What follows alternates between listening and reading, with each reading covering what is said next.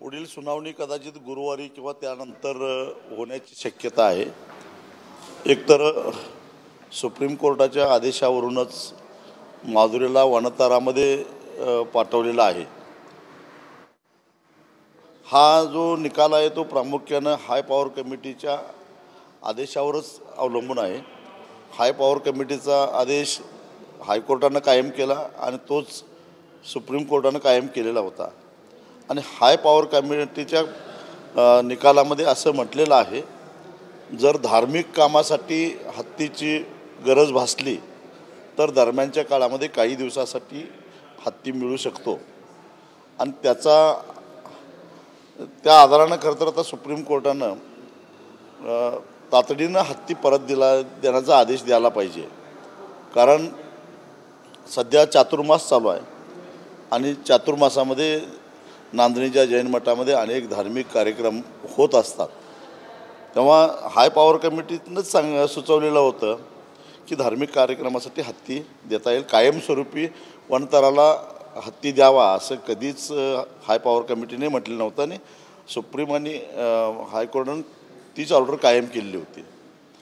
तेव्हा आमचा असा प्रयत्न आहे की पहिल्यांदा हत्ती मठामध्ये आणायचं आणि वनताराच्या प्रशासनानं जे कबूल केलेलं आहे की हा हत्ती नांदणी मठाला आम्ही परत देण्यास तयार आहोत आणि त्याच्यावरचे जे उपचार आहेत ते आम्ही तिथं येऊन करू, त्याला मठानं मान्यता दिली आहे। आणि त्यामुळं मला असं वाटतं की आता सुप्रीम कोर्टाला काही हरकत असायची कारण नाही, कारण जो बनाव या लोकांनी सुप्रीम कोर्टासमोर किंवा हायकोर्टासमोर केलेला होता की हत्ती आजारी आहे की त्याला उपचाराची गरज आहे, त्या आधारानं वनतरामध्ये पाठवायला सांगितलं होतं। पण आता वनतारानंच वेगवेगळे व्हिडिओ जारी केलेले आहेत आणि त्याच्यामध्ये हत्ती अतिशय आनंदात आहे, मजेत आहे, फिरायला लागलेला आहे।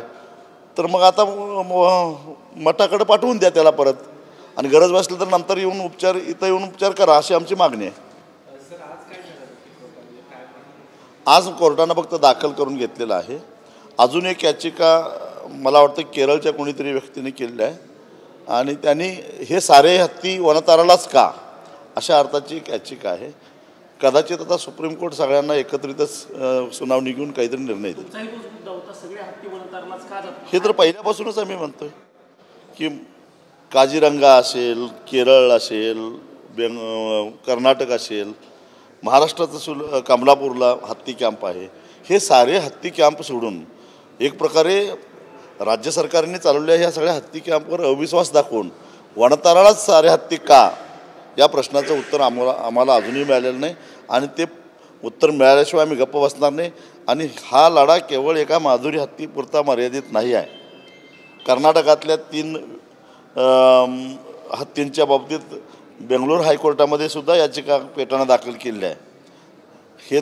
हे जे आमचे वर्षानुवर्ष अनेक शेकडो वर्षाची परंपरा आहे हत्ती सांभाळण्याची देवस्थानची, या परंपरा मोडण्याचा अधिकार काय? तासगावच्या गणपती मंदिराच्या ट्रस्टींना 3 कोटी रुपये लाच देण्याचे ऑफर देणारे हे कोण आहे? त्यांच्याकडे एवढे पैसे कुठले येतात? हाही मुद्दा आम्ही कोर्टामध्ये उपस्थित करणार। हे जनआंदोलन आहे, फार काळ लोक शांत बसणार नाहीत। जर अशा पद्धतीनं कोर्टामध्ये वेळ काढपणा करायचा उद्योग चालू झाला तर पुन्हा जनता रस्त्यावर आल्याशिवाय राहणार नाही।